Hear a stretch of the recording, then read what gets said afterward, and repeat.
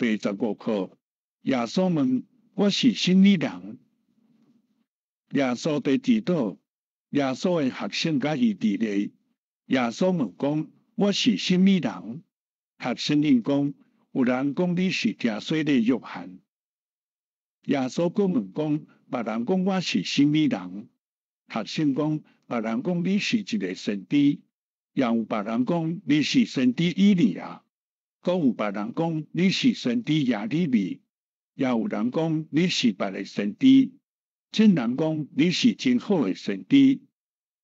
耶稣问讲：我是什么人？伊问讲：恁讲我是什么人？彼得应讲：你是基督，你是基督，真我心的疼。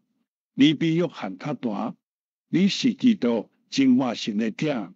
你比以利亚较大，你比耶利米较大，你是基督，真我心的疼。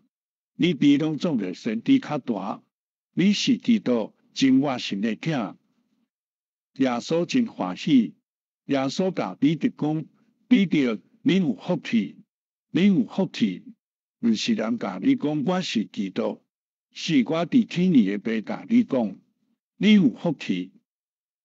耶稣甲学生讲：今晚毋通甲别人讲我是基督，今晚毋通甲别人讲我是真活神的囝。看马太86章83节到27节。